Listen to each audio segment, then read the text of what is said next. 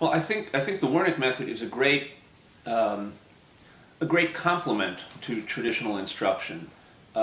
Traditional instruction shows you how to play your instrument, but it really doesn't tell you anything about how to play with other people. So that's kind of like when you're learning to drive and you go around the parking lot and you learn how to shift and all this kind of stuff. Wernick Method is showing you how to drive in traffic.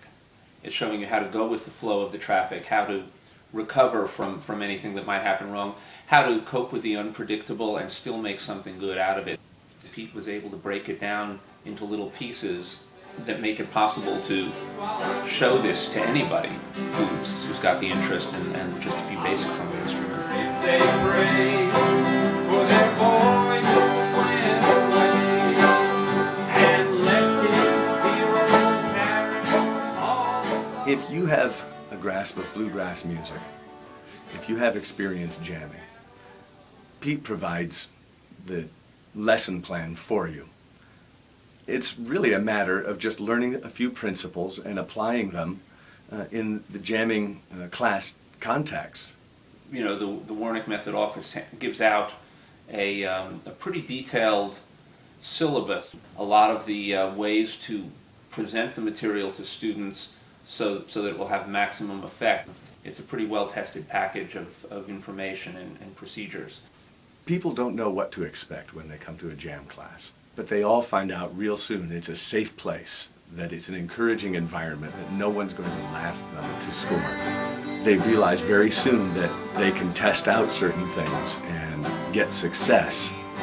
They find out that we're going to show them how to use what they already know to get the most fun fastest. It always amazes me how students can come into the first class very hesitant and worried that they're not going to be able to fit in and they're not going to be able to do the kinds of exercises that we're going to be giving them to get them to play music right away.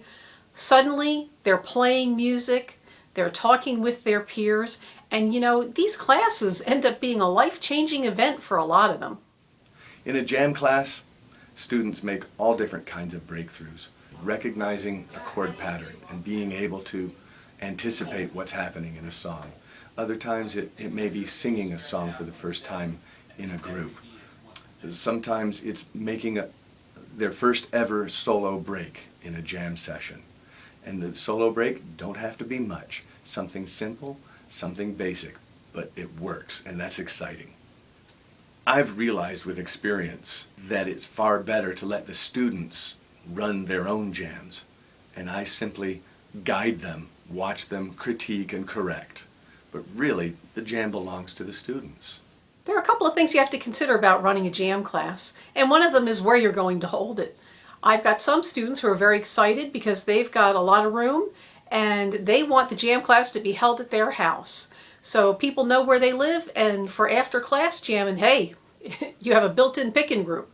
I've got a local community organization that is excited about having me there, but I think my favorite place is my local bluegrass organization.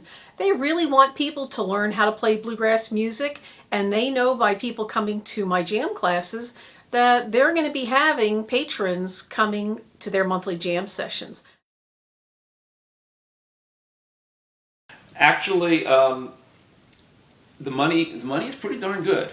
I've been doing my classes on Sunday afternoons. That's not a time you're usually going to be gigging. As a music teacher, I'm accustomed to working long hours and making a fair wage. Teaching jam classes is somewhat exciting because I get to make some pretty big dollars. DVD sales and book sales also make for a nice little addition to my profits. Another benefit is that you open yourself to a whole new pool of students who want to take private lessons. They get excited about their instrument during the class, and then they say to you, hey, who do you know that I could take lessons from on my instrument? You say, hey, that would be me.